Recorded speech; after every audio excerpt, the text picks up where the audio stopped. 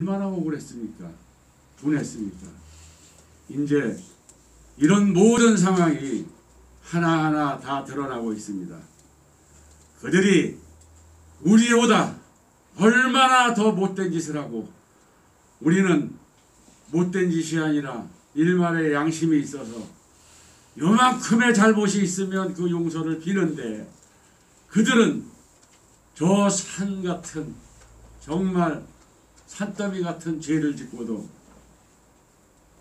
정말 어떻게 용서를 빌지 않습니까? 이제는 얼마 남지 않았다는 이런 가짜 정부의 행태를 알았으니까 우리 공화당과 국민들이 다시 한 번 더 힘차게 노력해서 대한민국을 다시 찾아야 되겠습니다. 감사합니다.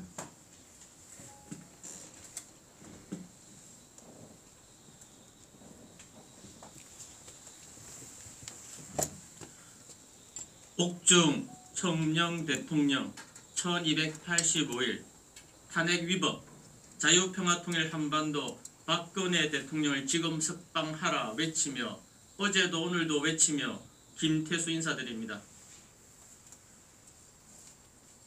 오늘은 정당 정치와 그 얼굴인 당원과 제1전략에 대해서 한 말씀 드리고자 합니다. 그 전에 먼저 저는 소중한 당원 동지 여러분들께 세 가지의 질문을 드리고자 합니다. 첫 번째, 우리는 극우 정당입니까? 여러분들의 생각은 무엇입니까? 저에게 꼭 말씀해 주십시오. 저는 아니라고 합니다. 극우 정당. 근데 제가 온라인 오프라인 조사를 해보니 온라인 상에서 우리가 극우 정당이라고 명시되어 있었습니다. 그래서 저는 제 생각에 우리 홍보팀에서 전수조사를 총조사하여 전면 수정 보완해야 되지 않을까라는 의견을 드립니다.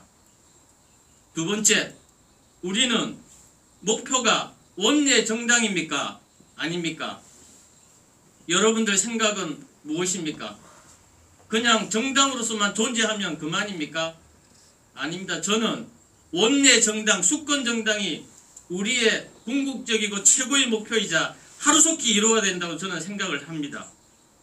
그래서 저의 의견은 거대 양당 기성 정치를 일방적인 상식에서 비판하고 중도 표심을 이끄는 정의로운 전략을 펼쳐야 한다고 생각을 합니다.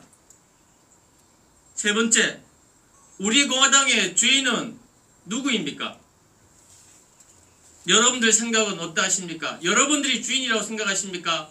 아니면 우리 공화당이 주인이라고 생각하십니까? 아니면 조원진 대표님이 주인이라고 생각하십니까?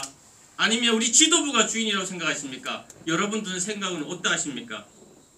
저의 생각은 주인이 된다 한다면 예의를 갖추고 언행해야 된다고 생각을 합니다. 남 탓을 하지 않고 상대를 먼저 배려해주고 한 줌도 안 되는 기득권을 놓아야 된다고 생각합니다. 이 세 가지 질문에 대하여 저에게 개인적으로 말씀을 주셔도 좋고요. 어떤 미디어를 통하든 답을 주시기 바랍니다. 그럼 오늘 정당 정치와 그 얼굴인 당원 제1전략에 대해서 간단하게 말씀드리겠습니다. 저는 4일 동안 부산 일정을 마치고 오늘 새벽 7시 45분 서울역에 도착을 했습니다. 어제 새벽까지 저는 우리 공화당의 열정적이고 열심히 하시는 책임당원 한 분과 마지막으로 소주 석 잔을 기울이며 우리 공화당에 대해서 논하고 왔습니다. 그런데 그분은 몸이 아프셔서 오늘 병원으로 가셨습니다. 그래서 저는 이 시간을 빌어서 그분이 몸이 아픔에도 불구하고 저와 소주 3잔을 기울이면서 우리 공화당을 걱정하고 어떻게 하면 발전할까라는 그 논의에 대해서 감사하게 생각하며 꼭 오늘 지금 아마 검사를 하고 계실 겁니다. 그 검사 결과가 좋기를 바라며 좋지 않더라도 꼭 회복되시기를 바라는 입장에서 저는 그 말씀을 드리고 싶습니다. 그래서 여러분들은 국민의 속으로 가기 위해서는 술 얘기가 나왔는데 약간의 술도 필요하지 않을까 생각을 합니다. 대신 가음이나 술 주정은 절대 하지 말아야 되겠죠. 저는 여러분들께서 아시다시피 예비 후보 때는 무소속이고 후보 때는 우리 공화당 소속이었습니다. 제가 우리 공화당을 선택하게 된 여러 가지 사연 중에 한 가지가 있습니다.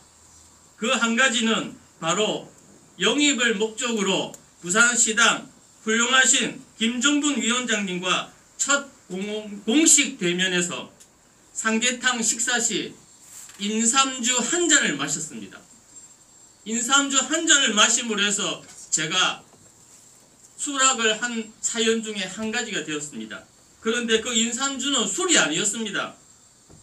거기에 녹아있는 김정분 위원장님의 호소력이 있는 솔직함과 소탈함, 정의로움에 저는 매료가 되어서 우리 공화당의 당원 입당을 그리고 후보로서의 결심을 하게 되었다는 일화가 있었던 것을 오늘 처음 공개를 합니다. 이렇듯이 술을 좋아한다는 표현보다는 저는 좋은 사람들과 어울려 행복한 분위기가 좋아서 제가 술을 세지는 않지만 그 분위기가 좋아서 어울리고 술을 마시는 것입니다. 이 또한 여러분들이 국민의 바다로 가기 위한 또 필요한 부분이 아니라고 저는 생각을 합니다.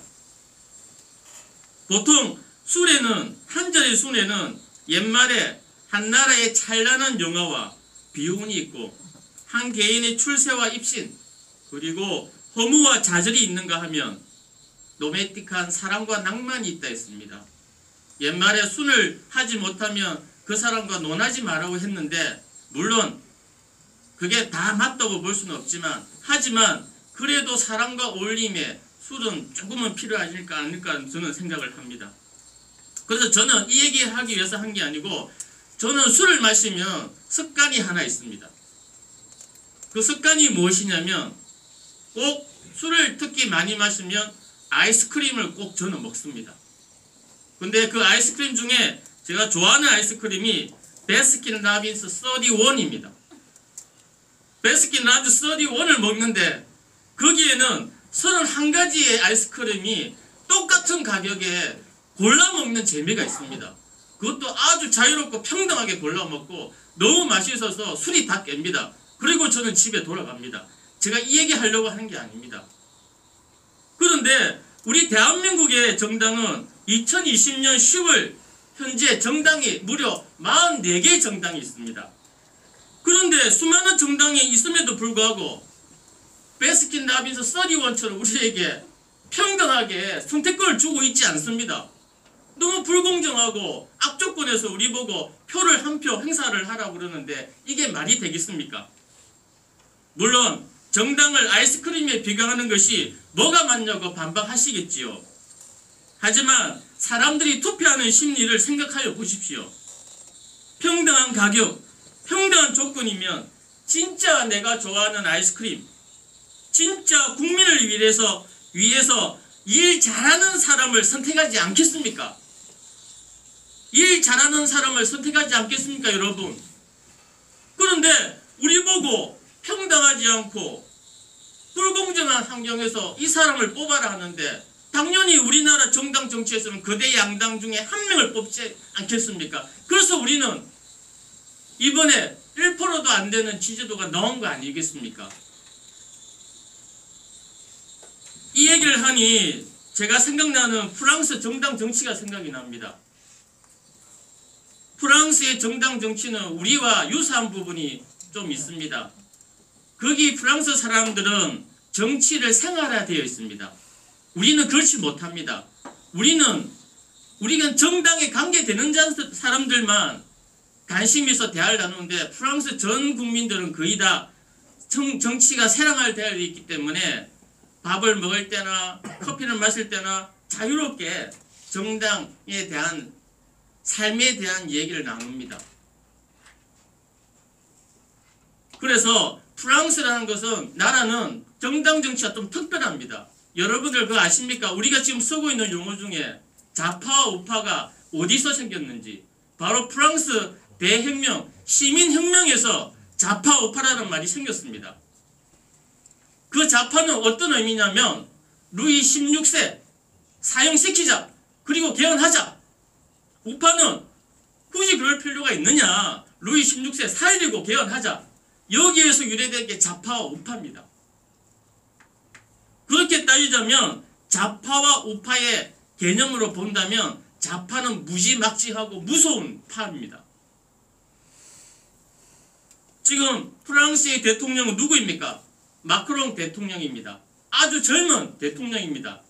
춤의 댄스의 기재입니다. 여러분들 댄스 영상 보셨죠? 그 친구가 바로 지금 현재 프랑스의 자랑스러운 대통령이 되어 있습니다. 근데 그 마크롱 대통령은 어떤 전략을 내세우냐면, 마크롱 대통령은 2016년도에 정당 앙마르슈라는 창당을 했습니다. 기존 정당이 아니었습니다. 그리고 2017년 프랑스 대통령 선거 정당 후보에 처음 출마하여서 2017년 5월 7일 제25대 대통령 선거에 당선되었습니다. 이 말은 뭘 의미하냐면 그 역사가 오래된 300년, 200년 된 프랑스 정당 정치에서 그 유수하고 당당하고 권위 거대한 정당들을 제끼고 새로 창당된 후보자가 대통령이 된 것입니다. 그 대통령이 되기까지 그 성는 어떤 걸 전략을 썼느냐? 마크롱은 얘기했습니다. 나는 좌우파를 가르는 중도 정당 정치에 대해서 나는 좌파도 아니다. 그리고 우파도 아니다. 기존 정치에 맞서 민주혁명을 일으키겠다라고 주장하면서 중도 표심을 다 끌어모았습니다. 사표까지 끌어모았습니다. 그리고 좌파 우파의 표까지 끌어모아서 압도적으로 프랑스의 훌륭한 대통령이 되었습니다. 우리 또한 그 교훈을 삼아서 우리도 그런 전략이 필요하지 않나 싶어서 제가 오늘 이 시간 말씀을 드려보았습니다. 제가 마지막 일정이 소주 3잔을 기울이면서 제가 또 생각을 해냈는데 뭐냐면 당원에 대해서 생각을 해보았습니다. 지금 우리는 저도 4일 동안 부산 일정으로 여러 곳을 여러 정당 활동을 하면서 느낀 것 중에 하나는 우리가 서명대에서 당원을 접수를 받습니다. 일반 당원과 책임 당원. 그래서 저는 제일 중요한 것이 저는 놓치고 있다고 봅니다. 그것이 바로 무엇이냐. 당원을 받을 때 좀 더 디테일하게 1대1 형태로 세밀하게 그분과 대화를 나누고 진정한 당원을 받아야 되는데 그렇지 못한다는 점입니다. 그리고 당원을 받았으면 쭉 계속 관리가 되어야 되는데 제가 보기에는 관리가 지금 이루어지고 있지 않은 것 같습니다. 제가 지금부터 보고 드리겠습니다. 간단하게. 저는 지난날 우리 공화당의 서구 동구의 조직위원장으로 임명을 받았습니다. 그리고 제1가 메인 작업과 동시에 조직위원장으로서 어떻게 해야 될지 고민을 하면서 170명이라는 명단을 받아서 제 나름대로 어떻게 규합을 할까 준비를 했습니다. 그래서 저는 1단계로 170분에게 제가 직접 스스로 170분에게 문자를 다 보냈습니다. 그런데 놀라운 사실이 있습니다. 170분한테 보냈는데 딱 5분 정도만 답이 왔습니다. 그리고 그 다음에 제가 카카오톡 그룹 채팅방을 또 만들어서 170분을 다 초대를 했습니다. 놀라운 사실이 또 벌어졌습니다. 아무도 답이 없었습니다. 단 7분만 저한테 답이 오셨습니다. 그리고는 바로 다 빠져나오고 지금 현재 카톡방에는 41분의 책임 당원이라는 분이 남아 계십니다. 아무 말씀이 없으십니다. 그리고 어제 갑자기 어떤 한 분이 카톡방에 새벽에 문자를 보내서 우리 만나자. 그리고는 두세 사람이 동조를 하듯이 만나자 하는 그런 대화가 나누어졌습니다. 저는 그냥 지켜보고 있었습니다. 이걸 뭘 의미하겠습니까? 제가 받은 170명의 명단이 죄송스럽지만 과연 책임 당원의 명단이라고 볼 수 있다고 저는 생각하지 않습니다. 그 책임은 저에도 있고 우리가 관리 못한 그 부분도 있다고 봅니다. 이게 부산의 서구 동구의 예지만 이걸 전국으로 봤을 때는 과연 어떻게 관리를 해야 될지 우리는 받는 것이 능사가 아니고 받았으면 그 한 분 한 분을 잘 관리하는 부분에 정책을 펼치는 것이 우리가 외연 확장에 제일 중요하지 않냐고 저는 생각을 합니다. 그래서 저는 우리 당원 동지 여러분들은 정당의 뿌리입니다. 당원이 없으면 정당이 존재하지 않습니다. 지금 우리 공화당이 마무리하세요. 살아남을 수 있는 부분은 당원이 있기 때문에 살아남을 수 있다고 봅니다. 그래서 여러분들이 당원을 주변에 있는 당원을 내 가족처럼 안아주시고 감싸주시기 바랍니다. 이상입니다. 네, 반갑습니다. 추석 연휴와 개천절에도 전국 각지에서 기자회견과 1인 시위, 차량 시위, 서명대를 통해서 전국 각지에서 수고해주신 당원 동지 여러분 너무너무 감사드립니다. 저는 오늘 두 가지 말씀을 좀 드리고 싶은데요. 먼저 지금 서울시가 내년부터 매년 약 120억 원의 세금을 투입해서 2026년까지 총 750억짜리 공무원 전용 주거안정기금을 만들어서 서울시 공무원에게 연 1% 금리로 전세 대출을 해주겠다고 합니다. 공무원 전용입니다. 국민들은 문재인의 손만 대면 뻥뻥 터지는 마이너스 손으로 인한 경기 불안과 또 문재인의 코로나 핑계 방역 독재로 인한 내수경제 침체, 역시나 문재인의 부자는 가난하게, 가난한 사람은 더 가난하게 만드는 부동산 정책으로 인해서 한숨이 그칠 날이 단 하루도 없는데도 불구하고 국민의 피 같은 혈세를 공무원들에게만 저리로 대출을 해준다고 합니다. 무주택 청년이나 신혼부부의 경우에 부부 소득이나 자녀 수를 합쳐서 계산을 해서 일정 조건에, 까다로운 조건에 부합해야만 가까스로 1%대 대출을 받을 수 있습니다. 일반 국민들은 1%는커녕 아예 대출문이 다 막혀서 대출은 엄두도 낼 수 없는 이 같은 상황에 공무원의 이 같은 전세 대출은 과도한 복지이며 국민의 공감을 살 수도 없습니다. 서울시는 코로나 추경으로 인해서 예산을 44조까지 늘렸고 지방채도 역대 최대로 3조나 발행한 상황입니다. 서울시의 재정이 급속히 악화되고 있는 이 상황에 국민의 세금, 국민들 역시 마음 같아서는 세금도 내고 싶지 않겠지만 그래도 허리띠 올라가면서 내는 국민이 피땀과 눈물로 내는 세금을 공무원의 대출 자금으로 쓴다? 이것이 대출입니까? 이것이 복지입니까? 저는 절대 그렇게 보지 않습니다. 이것은 공무원 조련비입니다. 말 잘 듣는 착한 공무원 만들기, 저항하지 않는 로봇 공무원 만들기, 공무원 조련비인 것입니다. 전공로 사육비인 것입니다. 공무원 제 밥그릇도 챙기고 전공로 입맛도 맞춰주고 남의 돈으로 생색도 내고 재편 만들게 하는 서울시. 서울 시민들께서는 본인들의 세금이 이렇게 쓰여지고 있다는 것을 아셔야 합니다. 이러다가 어느 날 갑자기 서울시는 모라토리움을 선언할지도 모릅니다. 시민들, 특히 우리 공화당 당원들께서 더 관심을 가져주시기 바랍니다. 그리고 두 번째는 바둑이 김경수에 관한 이야기입니다. 바둑이 김경수 항소심 선고 공판이 다음 달에 있습니다. 우리는 이 자를 절대 잊어서는 안 됩니다. 그때 김경수와 드루킹이 어마어마한 댓글 조작을 하지 않았다면 어쩜 국민들이 이처럼 등을 돌리지는 않았을 것입니다. 그 자는 문재인의 충견으로 지금도 입금을 받고 있는지 공직선거법 사건은 접수 후 6개월 내에 선고하도록 되어 있는데 지금 항소심에서만 1년 반 넘게 질질 끌고 있습니다. 드루킹은 이미 선거 지원을 대가로 공직을 약속받았다고 선거법 위반형이 확정된 마당입니다.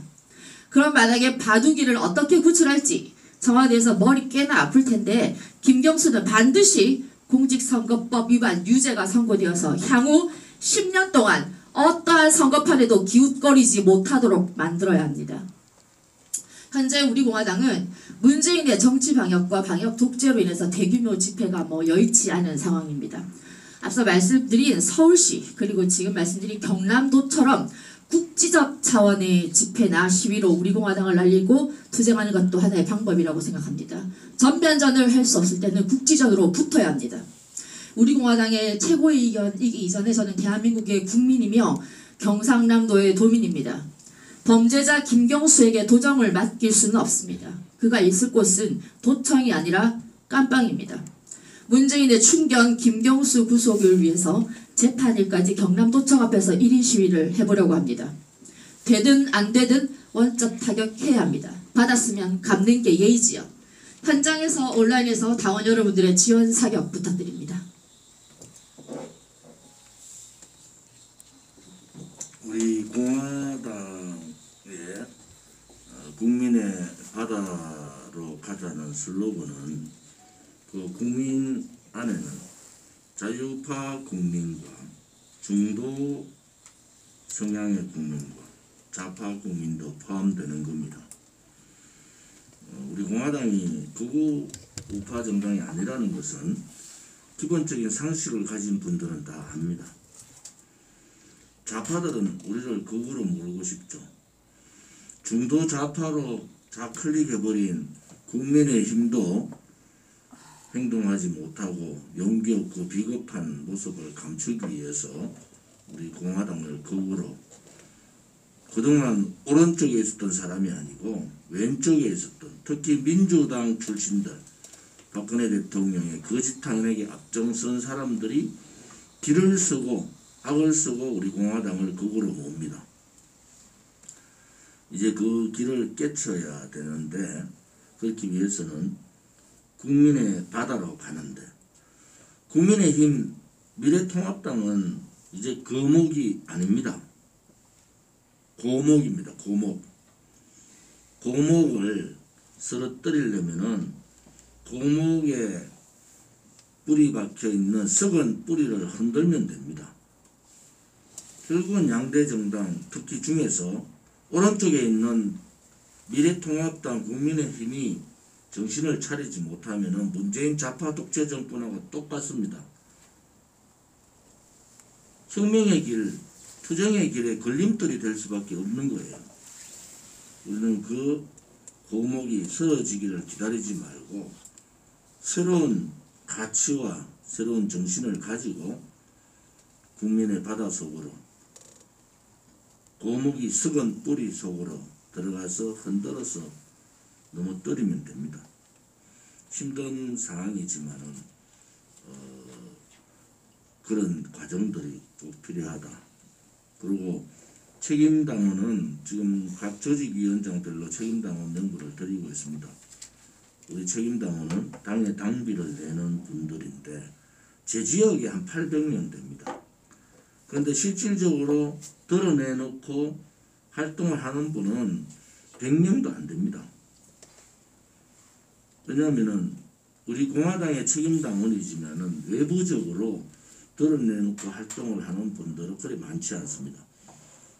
그래서 우리가 이렇게 조직위원장을 만들고 당을 세분화 조직화로 가는 이유도 이제 그 책임당원, 일반당원에 대한 관리를 좀 더 세분화시켜서 적극적으로 해보자. 지금까지는 당의 틀을 만들고 당이 제가 말씀드렸잖아요.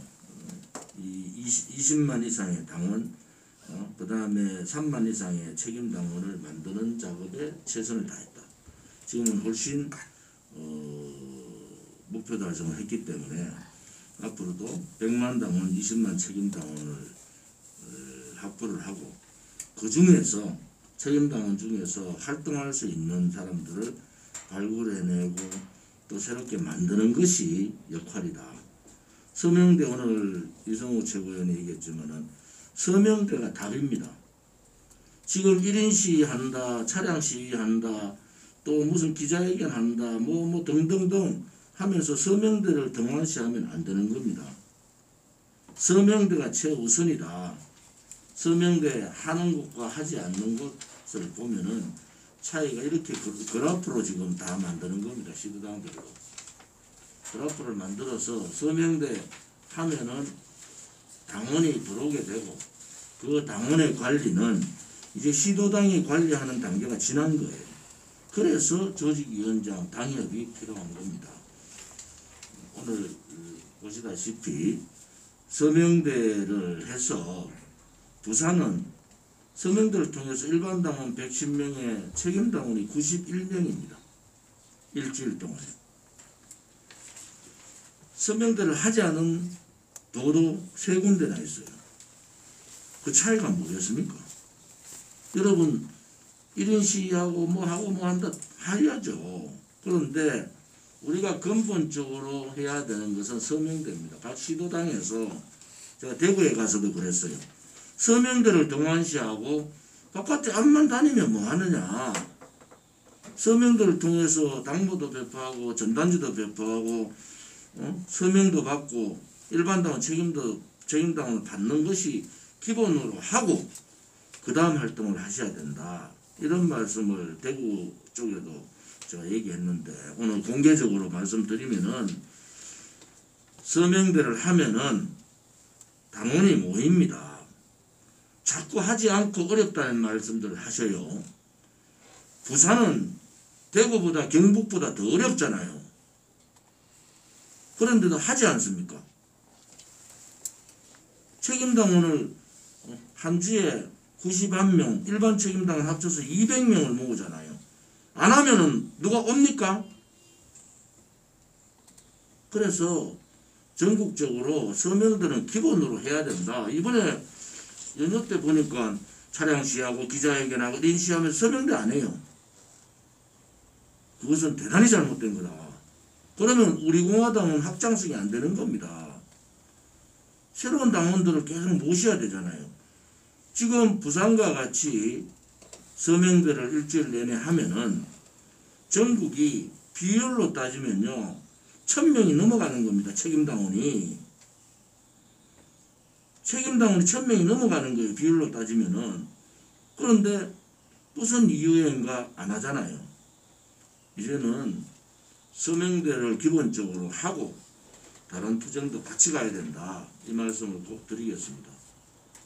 부산 동지들께 다시 한 번 더 감사하다는 말씀을 드리겠습니다. 이제는 조직위원장이 아마 이달 말 되면은 150명 가까이 됩니다. 조직위원장 선임되면은 책임당원 명부를 다 드리는 이유가 이제 그분들하고 만나셔야 돼요. 한 분이 100명, 200명 만날 수 있습니다. 만나보면은 그분들의 개별 사정을 알게 돼요. 저도 뭐 지금 추석 때만 해도 메시지를 계속 보내잖아요. 근데 메시지 효과가 얼마나 있겠느냐. 그래서 조직을 세분화하고 당협으로 가는 이유가 이제는 그 당협이 우리 공화당의 기본적인 조직의 선두가 된다는 겁니다. 그분들이 책임당원 한 분 한 분. 이제 당협이 구성되면은 일반 당원까지 다 당협으로 넘깁니다. 보안에 잘 철저히 해주시고 왜 이 기본적인 조직을 하는가라는 데 대해서 정당에 대해서 개념이 잘 안 되면은 좀 어렵거든요. 근데 사실은 이 세분화 시키는 이유가 지금 김태수 최고가 걱정했던 그런 부분들을 보완하기 위한 겁니다. 이제 시도당에서 어떻게 10,000명을 관리할 수 있어요? 안 되지 않습니까? 그래서 매일매일 제가 서명대 현황은 보고를 계속 받고 있거든요. 그래서 중앙당이 솔선수범해야 된다. 특히 서울, 중앙당이 있는 서울이 솔선수범해서 서명대 활동에 돌입을 해야 된다. 지금 서명대 활동 부진한 지역은 더 열심히 서명대 활동, 부산을 본받아서 더 열심히 해주기를 바랍니다. 특히 박근혜 대통령의 보수의 정지라는 대구 경북이 서명대에 대단히 뒤처지고 있다는 것은 반성할 여지가 크다, 이렇게 말씀을 좀 드리겠습니다. 경제적인 문제가 오늘 신문에 보면 국민건강보험공단 국민행복카드라는 게 있습니다. 여기에는 임신, 출산, 진료비 신청자 숫자가 나오는데 역대 최저입니다. 누가 결혼하고 누가 애를 낳고 싶겠습니까? 출산 비용뿐만 아니라 주거 비용, 양육 비용을 감당할 수 없는 문재인 좌파 독재 정권의 경제 실패, 폭망으로 인해서 결국은 사회 전반적인 구도가 바뀌는 겁니다. 이런 식으로 가면은 이 저출산의 상황이 급속도로 늘어나고 고령화는 급속도로 또 늘어납니다. 나라가 이제 그래 되면 망하게 가는 거죠. 지금 문재인 정권 들어서 박근혜 대통령 정부에서 가계부채 1000조 이거 수송하려고 1000조 넘지 않으려고 했는데 지금 가계부채 1600조 됐어요. 국가부채가 지금 몇백 조가 그냥 늘었습니다. 기업부채도 마지노선 1000조를 넘기지 않으려고 엄청난 노력을 했는데 기업부채 1100조가 넘었어요. 1118조입니다. 빚더미 나라가 되는 거죠. 빚더미. 그런데 전 국민들한테 누구는 전 국민들한테 돈을 더 주자. 누구는 전 가구로 두자. 뭐 재난지원금 다 주자. 이렇게 하고 있어요. 나라가 이렇게 망하는 겁니다. 결국 사회주의자들, 토착발갱이들은 대한민국의 중산층을 무너뜨리겠다는 겁니다. 중산층이 무너지면 어떻게 됩니까? 사회의 불안 세력으로 소위 말하는 공산주의자들이 노리고 있는 그러한 국가의 의존을 할 수밖에 없는 상황이 됩니다. 제가 대구의 서문시장, 칠성시장이 영남권에서는 가장 큰 시장 중에 하나입니다. 시장이요, 사람이 5분의 1도 안 옵니다. 상가가 3분의 1이 문을 닫았어요. 자영업자, 소상공인, 시장 상인들, 이분들 무너지면 못 일어납니다. 이분들 삶 자체가 은행에서 빚을 대출해가지고 겨우겨우 운영을 하고 대목이라 하는 대목이라는 거죠. 추석 대목. 그게 뭐 사람 못 다니게 하면서 전부 관광지로 놀러 가버리니까 시장 상인들이 그냥 아우성이에요. 아우성. 근데 이 좌파들이 그걸 모르고 한다? 다 알면서 하는 겁니다. 다 알면서 현충원 국립묘지 문 닫듯이 상인들 아우성 다 들리면서도 그렇게 진행하는 이유가 뭐겠습니까? 이런 정확한 그들의 속셈을 우리 깨달아야 된다. 우리 공화당이 좀 더 이런 부분에 대해서 좀 더 데이터도 모으고 박근혜 정부 때 경제지표하고 지금 문재인 정권 들어와서 경제지표랑 비교해 보십시오. 누가 잘했는지. 박근혜 정부 이후에 그 영향받는 2017년 9월까지요. 56개월 동안 상승했습니다. 상승. 그런 부분에 있어서 각 당 사무처나 정책위에서도 이런 부분을 좀 분석하고 국민들한테 좀 알리고 경제 비교 수치가 1000조를 막으려고 했던 가계부채나 기업부채가 다 무너졌다. 그런데도 국민들은 문재인 지지하고 있는 거예요. 결국은 어떻게 됩니까? 나라 경제가 완전히 IMF보다 더 심한 상태로 재기불능 상태로 이제 무너집니다. 무너져도 누구 핑계? 중국 폐렴 코로나 핑계 대면 다 해결되는 거예요. 이번 그 연휴 기간 특히 10월 3일 우리 그 투쟁에 각 지역의 유튜브 선생님들이 많이 참여를 해주시고 지역의 내용들을 알려주셔서 대단히 감사를 드립니다. 아무튼 유튜브 선생님들도 신이 나서 우리 공화당을 지지할 수 있도록 우리가 이 기획 그렇기 때문에 여러 가지 활동의 다양성을 좀 가져야 된다. 그렇게 말씀을 좀 드리겠습니다. 이번 10월 3일 날 집회 관련된 여러 가지 이제 준비 보완해야 될 점은 비공개해서 하도록 그렇게 하겠습니다. 오늘 공개 회의는 이것으로 마치겠습니다.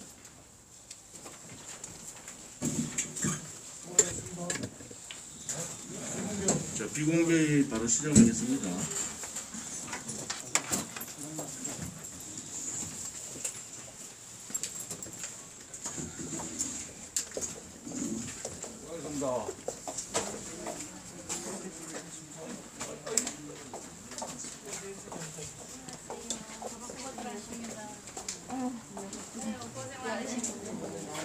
아이고 오랜만이에요. 방송에 나오시대. 재밌. 네.